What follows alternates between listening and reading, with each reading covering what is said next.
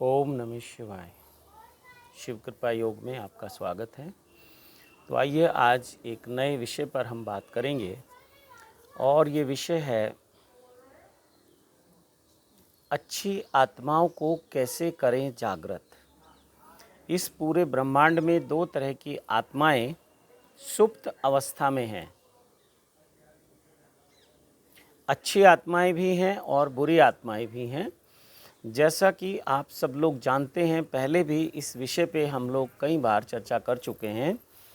इस ब्रह्मांड में एक एक इंच पर कुछ आत्माओं का वास है।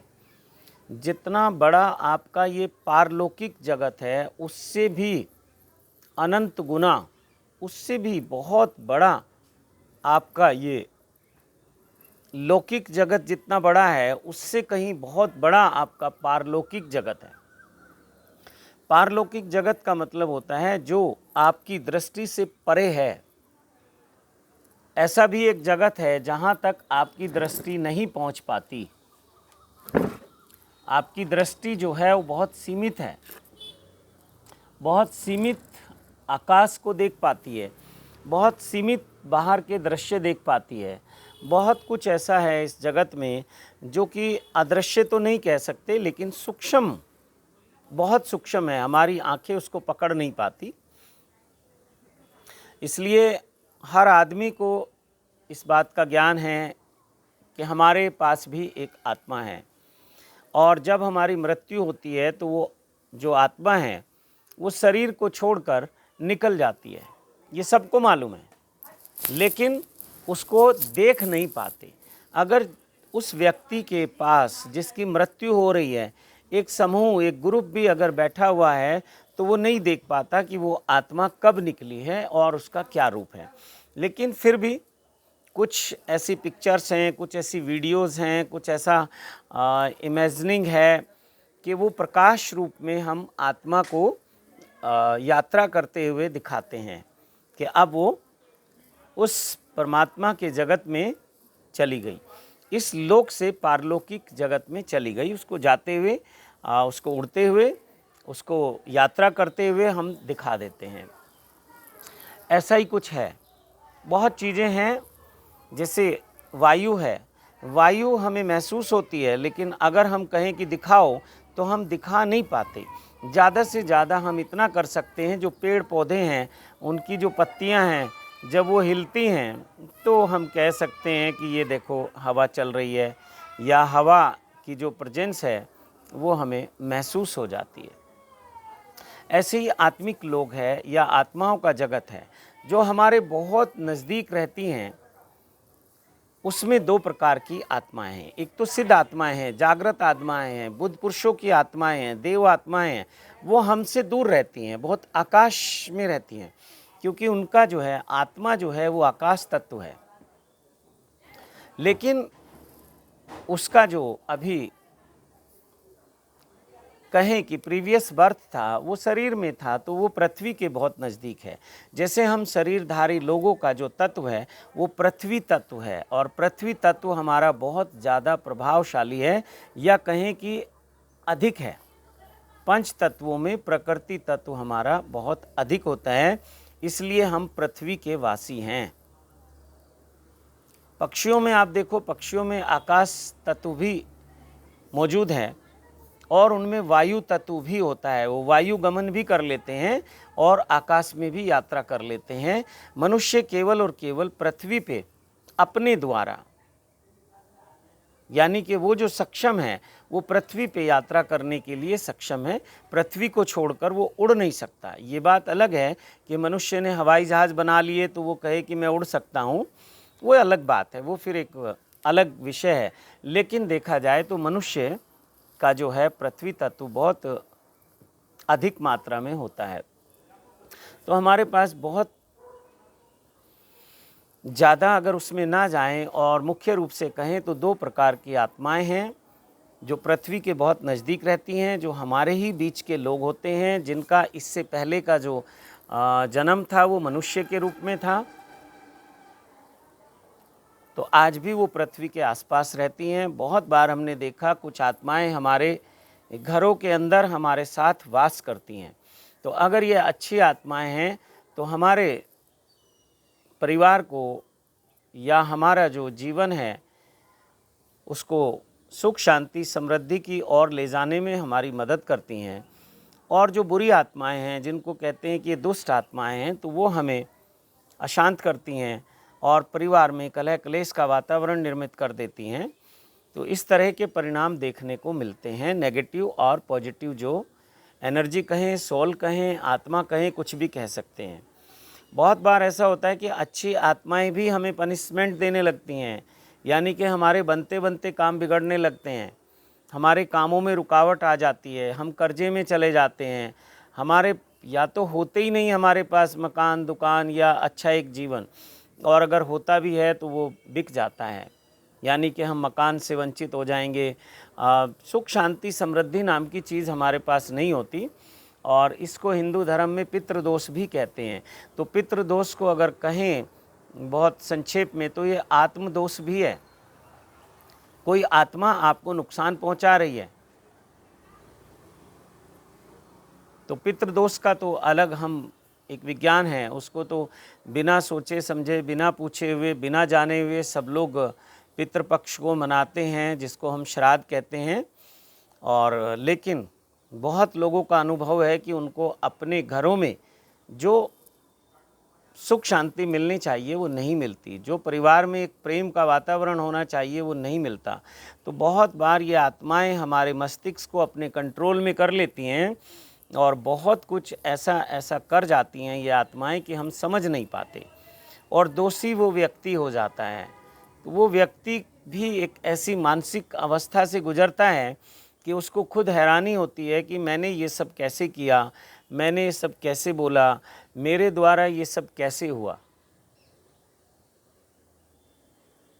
तो जो बुरी आत्माएं हैं उनका भी हमें पता चलता है कि हमारे आसपास कोई बुरी आत्माएं हैं, और जो अच्छी आत्माएं हैं उनका भी हमें पता चलता है कि कोई अच्छी आत्मा है। और जैसा मैंने कहा कि एक नहीं बहुत सारी आत्माएं हमारे आसपास होती हैं। बहुत बार ऐसा भी होता है कि अगर 10 बुरी आत्माएं हमारे आसपास हैं और एक अच्छी आत्मा का वहाँ वास है, तो वो 10 बुरी आत्माओं को भी कंट्रोल करके वो आत्मा रखती है, और उनकी वजह से कोई नुकसान परिवार को या आसपास के समाज को नहीं होने देती, या हमें स्वयं को कोई नुकसान नहीं होने देती वो एक आत्मा। तो जितनी भी ये पूजा पाठ है, प्रार्थना है, जप तप अनुष्ठान है, या हम अपने घरों में भी कुछ पूजा करते हैं, आप सोच के देखिए कि इसके पीछे उद्देश्य क्या है। क्या आपकी उस 1-2 मिनट की पूजा से भगवान आ जाएंगे? ये बात ठीक है कि मूर्ति हमने वहाँ रख ली, अलग अलग देवी देवताओं की मूर्तियाँ रख ली, जहाँ हमारी श्रद्धा होती है वो मूर्तियाँ हम रख लेते हैं, लेकिन क्या वो देवी देवता या वो ईश्वर या वो परमात्मा वहाँ आके रहने लगता है?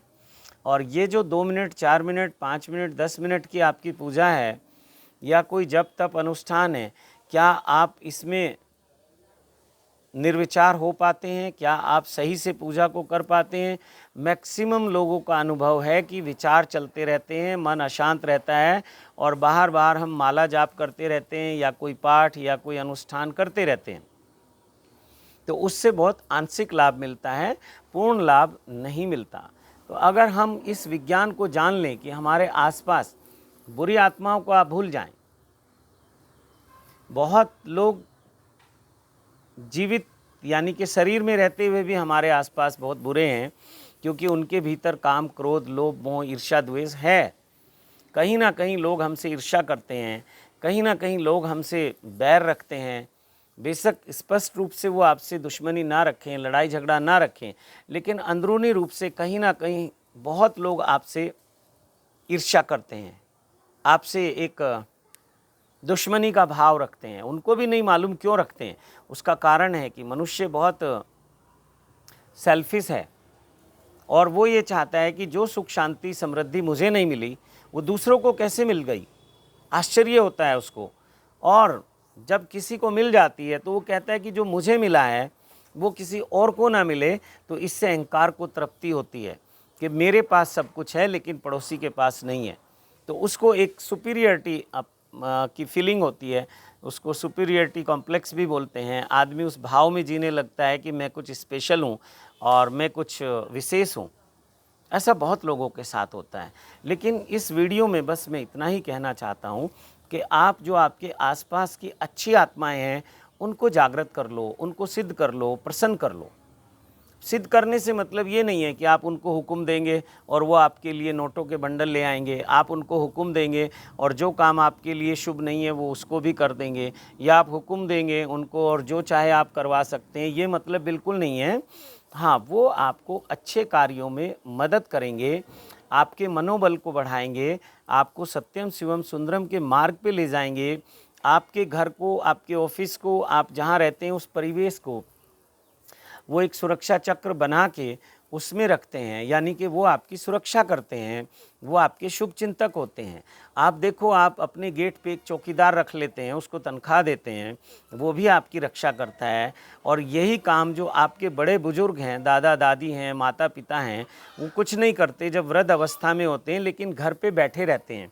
और उनके घर पे बैठे रहने से, करते कुछ नहीं है वो, लेकिन नज़र रखते हैं। लेकिन आप कितना सुरक्षित अनुभव करते हैं, और वो भी अंतिम श्वासों तक अपने उस घर की, अपने परिवार की रक्षा करते हैं। उस भावना से फुलफिल होते हैं कि हमारा परिवार सुरक्षित रहे, कोई ऐसा अवांछित व्यक्ति घर में ना आए, कोई गलत व्यक्ति ना आए, कोई कुत्ता बिल्ली तक को भी वो रोकते हैं कि घर में ना घुसे, और जो मेरा परिवार है उसको किसी तरह का कष्ट ना हो। घर से आने जाने वाले हर व्यक्ति का वो हिसाब किताब रखते हैं, कहाँ जा रहे हो, क्यों जा रहे हो, किस काम से जा रहे हो, कब तक आओगे, नहीं आओ तो उनको चिंता होने लगती है। तो ये सब कार्य जैसे मनुष्य करता है, तो मनुष्य तो बहुत आंशिक रूप से करता है। जैसे मैंने कहा कि आप एक गेट कीपर रख लो, आप एक चौकीदार रख लो, वो भी अपना कार्य करेगा। आपको एक फीलिंग होती है कि बाहर गेट पे कोई चौकीदार खड़ा हुआ है और वो किसी को अंदर नहीं आने देगा, चाहे वो अंदर आने वाला व्यक्ति कोई चोर है, कोई डाकू है, कोई गलत नज़र रखने वाला व्यक्ति है, कोई आपराधिक प्रवृत्ति का व्यक्ति है, कोई हमें नुकसान पहुंचाने वाला व्यक्ति है, तो वो वहीं रोक देता है। और जब उसे तसल्ली हो जाती है कि ये व्यक्ति अच्छा है, क्योंकि जो भी गेट पे आएगा वो उससे बातचीत करेगा, पूछेगा, उसके आने का उद्देश्य पूछेगा, तो फिर वो घर के स्वामी से पूछकर उसको प्रवेश देता है, तो घर के स्वामी को मिलने में कोई आपत्ति नहीं है। ऐसे ही हमारे घर के जो बड़े बुजुर्ग होते हैं वो भी इसी भावना से फुलफिल होते हैं। तो बहुत बार ये जब शरीर छूट जाता है तो ये आत्माएं घर के ही उस परिवेश में बनी रहती हैं, क्योंकि इस ब्रह्मांड में जैसे आपका मोह है आपके अपने घर से, आपकी अटैचमेंट है आपके अपने घर से। आप देखना आपके आसपास या आपके जीवन में कभी ऐसा होता हो कि आप कहीं बाहर देश विदेश में चले जाएं, वहाँ आपके पास बहुत कुछ है, बहुत अच्छे अच्छे मकान हैं, पैसा है, संपत्ति है, सब कुछ है, लेकिन आपको अपने जो आपका मूल घर है, जहाँ से आप निकले थे, उसको आप कभी भूल नहीं पाते। और व्यक्ति लौटकर वहाँ वापस आना चाहता है, जिसको हम कहते हैं जन्म भूमि, या जिस घर को एक उस घर का निर्माण उस व्यक्ति के द्वारा होता है, उसकी फीलिंग्स वहाँ जुड़ी होती हैं अपने परिवार से, घर से, तो वो वहाँ लौट के आता है। तो शरीर छूटने के बाद भी वो आत्मा वापस लौट के उसी घर में आती है, उन्हीं लोगों के आसपास आती है, लेकिन वो लोग देख नहीं पाते, समझ नहीं पाते, सुन नहीं पाते। बहुत बार कुछ लोगों को ऐसा आभास होता है कि किसी ने आवाज़ लगाई, लेकिन अच्छी आत्मा और बुरी आत्मा का ये प्रभाव होता है कि बुरी आत्माओं से व्यक्ति डर जाता है और अच्छी आत्माओं से उसे डर नहीं लगती। वो अच्छी आत्माएं किसी का आवरण ओढ़कर आपको महसूस कराती हैं अपने होने की उस फीलिंग को।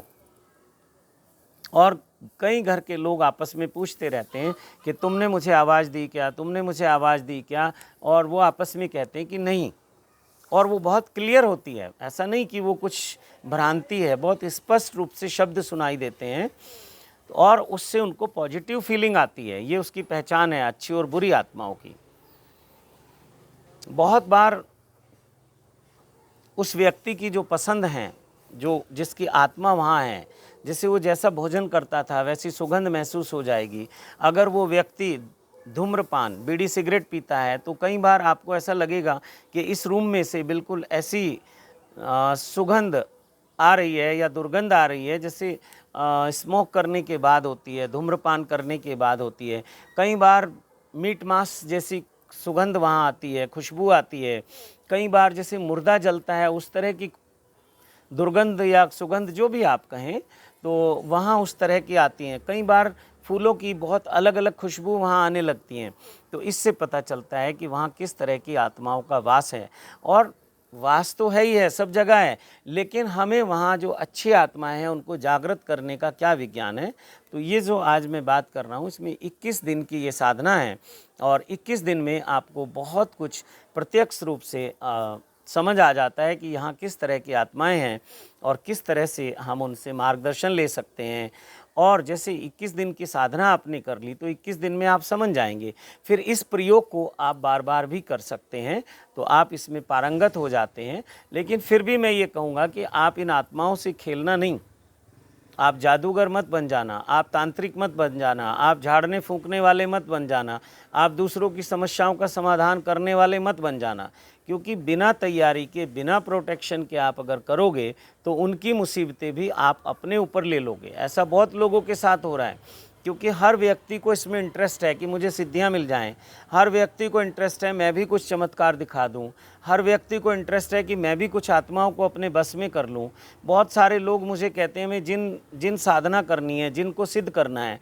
अब ये कौन लोग हैं? जैसे कोई मजदूर है, अब वो ये सोच रहा है कि जिन मुझे पैसे ला के देगा। ये कम पढ़े लिखे लोग हैं, ये बहुत छोटी उम्र के बच्चे भी हैं, कोई 15 साल, कोई 16 साल, कोई 18 साल। तो इनको गलत कहीं से समझ ये विकसित हो गई कि जिन या ये आत्माएं आपके लिए प्रत्यक्ष रूप से कुछ करेंगी। नहीं, ये अप्रत्यक्ष रूप से आपके लिए कर सकती हैं। और कोई भी व्यक्ति ये तो चाहेगा नहीं कि मेरे आसपास कोई ऐसी शक्तियां रहें जो मुझे अधर्म की तरफ ले जाए, जो मुझे विनाश की तरफ ले जाए, जो मुझे अशांति की तरफ ले जाए। ऐसा तो कोई नहीं चाहेगा। तो हम चाहते हैं कि जो भी हमारे पास आत्माएं हैं, शक्तियां हैं, या हमारे मित्र हैं, हमारे दोस्त हैं, चाहे वो शरीर में है या नहीं है, तो कोई ये नहीं चाहता कि हमें उनसे नुकसान हो। हम चाहते हैं कि उनसे हमें अच्छा मार्गदर्शन मिले, अच्छा सुख शांति समृद्धि हमारे जीवन में फलित हो। तो ऐसा जो लोग चाहते हैं उनका मैं स्वागत करता हूँ। ये 21 दिन की साधना है और फ्री बिल्कुल नहीं है, ये आप ध्यान में रख लीजिए। बहुत लोगों को कष्ट होता है जब उनको बोला जाता है कि सबसे पहले रजिस्ट्रेशन कराइए, और रजिस्ट्रेशन का मतलब है केवल मेरी और आपकी बातचीत उसमें होगी और आप शिव कृपा योग के लाइफ टाइम यानी कि आजीवन सदस्य बन जाएंगे। लेकिन सदस्य का मतलब ये नहीं कि आप मुझे डेली फ़ोन करें और डेली बात करें, मुझे आज छींक आ गई, आज मैंने दाल खाई, आज मैंने रोटी खाई, आज ये हुआ, ऐसा नहीं हो पाएगा। हाँ, जो लोग फिर आगे साधना से जुड़ जाते हैं उनसे समय समय पे जैसी आवश्यकता होती है तो फिर मैं बात भी करता हूँ, जो भी मार्गदर्शन उनको चाहिए वो भी देता हूँ। वो मिलना चाहते हैं तो मैं उनका स्वागत करता हूँ, लेकिन वैसे फालतू भीड़ वाले लोगों को मैं नहीं बुलाता। तो इसलिए इसको फ्री नहीं रखा गया, निःशुल्क नहीं रखा गया है। तो यहाँ पे जांच हो जाती है, क्योंकि अगर हम कहीं 2 रुपये भी खर्च करते हैं तो पहले हम अपने आप को पक्का कर लेना चाहते हैं कि मुझे करना है या नहीं करना है। तो फर्स्ट हैंड पे ही आपकी एक स्क्रूटनी हो जाती है, छटनी हो जाती है। जो फालतू के लोग हैं, जो वैसे ही बस जिज्ञासा हुई चलो जिन सिद्ध कर लेते हैं, आत्मा को जागृत कर लेते हैं, कुछ ऐसे मज़े लेते हैं, तो वो सब लोगों को अलाउ नहीं है। और रजिस्ट्रेशन के बाद भी आगे भी जब आप साधना करेंगे तो निश्चित रूप से कुछ खर्चा आएगा, कुछ इसमें फिर से पैसा इन्वॉल्व होगा, लेकिन वो फिर मेरे और आपके बीच की बात है। आपकी जितनी क्षमता है उसके अनुसार आपको साधना कराई जा सकती है। ऐसा नहीं है कि मैं कहूँ कि आपसे इतना पैसा लगेगा और मुझे पता है कि आपकी क्षमता नहीं है। तो वो जो आगे की साधना है उसका कोई फिक्स डोनेशन नहीं है, वो व्यक्ति पे निर्भर करता है। और व्यक्ति की जो निष्ठा है, व्यक्ति का जो समर्पण है, व्यक्ति की जो श्रद्धा है, उस पर निर्भर करता है। और इसमें मैं पहले कुछ आपको बेसिक साधना कराता हूँ। अब जैसे ये 21 दिवसीय साधना है, कोई ये बिल्कुल ना सोचे कि बस 21 दिन में मैं तो खुदा बन जाऊँगा, भगवान बन जाऊँगा और सारी पावर्स मेरे हाथ में आ जाएंगी। नहीं, पहले आपका बेस तैयार किया जाएगा, आपको बेसिक साधना कराई जाएंगी और आपकी मानसिकता को जांचा परखा जाएगा कि आप ये सिद्धियां या इन आत्माओं को जागृत किस लिए करना चाहते हो। और मैं बता दूं कि शिव कृपा योग जो है वो सत्यम शिवम सुंदरम का मार्ग है। तो जो लोग सत्यम शिवम सुंदरम के मार्ग पे चलना चाहते हैं, मैं उन्हीं का स्वागत करता हूं। जो लोग इन शक्तियों का दुरुपयोग करना चाहें, इन शक्तियों से कुछ गलत कार्य करवाना चाहें, उनसे मैं माफ़ी चाहता हूं। और ऐसे व्यक्ति को मैं बीच में भी छोड़ देता हूं। तो फिर उनको कहीं ये लगता है कि हमने जो 10 रुपये खर्च किए थे उसका लाभ नहीं हुआ। तो आप सबसे पहले सोच लो, अगर आप किसी के प्रति कुछ ईर्ष्या की भावना रखते हो, कुछ दुर्भाव रखते हो, तो आप मेरे पास मत आइए। और आप चाहते हैं कि आपका जीवन सुख शांति समृद्धि से भरपूर हो और दूसरों के लिए भी आपके द्वारा कोई गलत कार्य ना हो, दूसरों के लिए भी आप कल्याण मित्र होकर रहें। मैं ये तो नहीं कहता कि आप पैसे कमाना और पड़ोसी को दे आना ये सत्यम शिवम सुंदरम है, लेकिन पड़ोसी का अपना जीवन है, उसके जीवन में आप कम से कम उसके ऐसे मित्र तो मत बनना जो आपके कारण उसके जीवन में कुछ परेशानी आए। आप अगर उसको लिए कुछ अच्छा नहीं कर सकते तो बुरा भी नहीं करना है, ये मेरी शिक्षा रहती है। और इसी भावना के साथ में लोगों को आगे लेके चलता हूँ। तो जो लोग भी इस मार्ग पे चलना चाहते हैं, जो भी आपके आसपास की अच्छी आत्माएं हैं, उनको जागृत करना चाहते हैं, उनका साक्षात्कार करना चाहते हैं, उनसे मदद लेना चाहते हैं, तो आपका स्वागत है। और फिर भी यहाँ वीडियो में बहुत संक्षेप में बात होती है, तो ऐसा नहीं सोचना। अभी बहुत सारी चीज़ें जो हैं हिडन होती हैं। जब तक आपकी शुद्धि नहीं होगी, जब तक आपका जो पात्र है वो शुद्ध नहीं होगा, तब तक आपको बहुत ज़्यादा उपलब्धियां नहीं होंगी।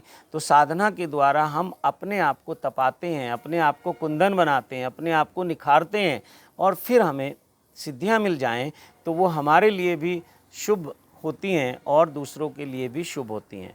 अगर आप एक गंदे पात्र में शुद्ध से शुद्ध, जैसे दूध का एक उदाहरण लेते हैं, अगर गंदे बर्तन में बर्तन की सफाई अच्छे से नहीं की, आपने उसमें दूध डाल दिया, तो कुछ ही देर में वो दूध ख़त्म हो जाएगा। और अगर इस बर्तन की बहुत अच्छे से साफ़ सफाई की गई और इसको एक अनुकूल वातावरण में रखा जाए, तो ये बहुत समय तक भी सुरक्षित रह सकता है, आप उपयोग कर सकते हैं।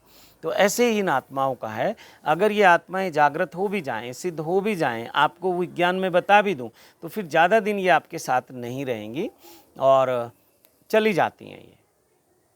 हाँ, आप इनको संभाल सकें, आप एक अच्छी भावना रखें, सत्यम शिवम सुंदरम की भावना से चलें, साधना करें, अपना भी कल्याण, दूसरों के भी कल्याण की भावना, तो ये सदा सदा आपके पास रहती हैं। और फिर एक के बाद दो, दो के बाद चार, चार के बाद आठ, इस तरह ये आत्माएं समूह में आपके आसपास रहने लगती हैं। और जब भी आप इनसे कुछ मार्गदर्शन मांगोगे तो ये मार्गदर्शन करती हैं। और मार्गदर्शन का मतलब ये नहीं है कि ये आप कहो कि जाओ आज मुझे 1 करोड़ रुपए ला के दे दो तो ये ला के देंगी, नहीं। आप इनसे पूछ सकते हैं कि इस कार्य को मैं करना चाहता हूँ, क्या ये मेरे लिए शुभ होगा या नहीं होगा, उसका संकेत आपको मिल जाएगा। तो अच्छी आत्माएं आपके आसपास हैं, उसके बहुत सारे संकेत हैं। जैसे ब्रह्म मुहूर्त में आपकी आँख का खुल जाना, आपकी नींद टूट जाना, किसी पक्षी का आपके दरवाजे पे, खिड़की पे, घर के आसपास स्पष्ट रूप से कुछ आपको संदेश देना। ये बात अलग है कि आपको समझ ना आए, पक्षी की आवाज़ आप नहीं समझ पा रहे, लेकिन अदृश्य रूप से उसका कोई संकेत है। अदृश्य रूप से सुबह सुबह किसी ऐसे व्यक्ति का, किसी जीव का आ जाना, जैसे गाय आपके दरवाजे आ जाए, कोई साधु संत आपके दरवाजे आ जाए, और बहुत तरह के पॉजिटिव साइन आपको मिलने लगते हैं जब ये अच्छी आत्माएं आपके जीवन में प्रवेश करती हैं। और जब दुष्ट आत्माओं का प्रभाव रहता है तो भी उस तरह की आत्माएं अपना संकेत देने लगती हैं। और जैसा मैंने कहा कि कोई साधु संत आ जाए, कोई धार्मिक व्यक्ति आ जाए, कोई अच्छा व्यक्ति, लेकिन आपकी अपनी एक लक्ष्मण रेखा होनी चाहिए। किसी को इतना भी आप भरोसा ना करें, इतना भी अपने घर में प्रवेश ना दें कि कल वहाँ कुछ अनहोनी होने की संभावना रहे। दूर रहें। एक नियम है, जीवन को जीने का अपना एक नियम है।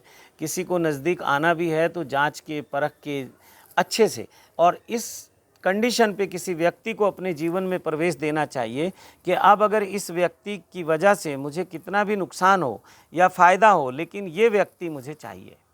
वो आपका गुरु भी हो सकता है, वो कोई संत भी हो सकता है, वो कोई साधारण आपके जीवन में आने वाला, आपको प्रिय लगने वाला व्यक्ति भी हो सकता है।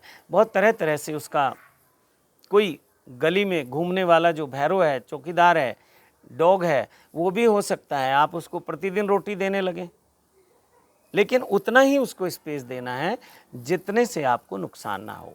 आप प्रतिदिन इसको रोटी दें, हो सकता है किसी दिन यह आपके ही घर के किसी बच्चे को काट ले, तो आपका ना चाहते हुए भी कुछ परेशानियां आ जाएं, तो उतना स्पेस उसको नहीं देना है, बहुत सोच समझ के देना है। अब जैसे गाय है, गाय को रोटी दे दी आपने, ठीक है, अब गाय को बेडरूम में थोड़ी लेके आओगे आप, तो इन सब चीज़ों का ध्यान रखना है, डिसबैलेंस नहीं होना है। सत्यम शिवम सुंदरम में भी आपको एक संतुलन बना के चलना है, बैलेंस बना के चलना है। तो इसी के साथ मैं अपनी वाणी को विराम देता हूँ और फिर से कहता हूँ, अगर कुछ लोग चाहते हैं कि अपने आसपास की जो अच्छी आत्माएं हैं, शुभ आत्माएं हैं, उनको जागृत करना चाहते हैं, उनसे मार्गदर्शन चाहते हैं, या आप चाहते हैं कि वो आपके परिवार की, आपके बच्चों की, आपके घर की, आपकी रक्षा करें, करते हैं वो, लेकिन आपको पता नहीं चलता, तो अगर आप ऐसा चाहते हैं तो इस साधना को कर सकते हैं, और ये सत्यम शिवम सुंदरम की साधना है। तो इसी के साथ वाणी को विराम दूंगा और फिर एक किसी नए विषय पे हम कोई नई वीडियो लेकर फिर से आपके बीच में आएंगे। तो अगर आपको अच्छा लगे तो इस वीडियो को आप शेयर करें, और चैनल को अगर आपने सब्सक्राइब नहीं किया तो इसको कर लें, और सभी जो शिव कृपा योग से जुड़े हुए साधक हैं उनसे मेरा निवेदन है, उनके लिए एक सेवा है, कम से कम 10 लोगों को ये जो शिव कृपा योग कल्याण गुरुजी नाम से चैनल है, कम से कम 10 लोगों को सब्सक्राइब कराएं। 11 लोगों को कराएं तो और अच्छा है। 10 पे संख्या बंद हो जाती है, 11 पे फिर से वो शुरू हो जाती है, शुभ होती है। तो 11 लोगों को आप सब्सक्राइब करें, और ज़्यादा कुछ नहीं करना, आपने वीडियो शेयर करनी है और उनसे पूछना है कि कैसा आपको लगा। अगर वो कहें अच्छा है तो उसको सब्सक्राइब कर लें, और नहीं लगे तो कोई बात नहीं है, और आपको वीडियो अच्छी लगती है तो उस पर कमेंट भी आप करें, या जो भी आपकी भावना है आप व्यक्त कर सकते हैं। और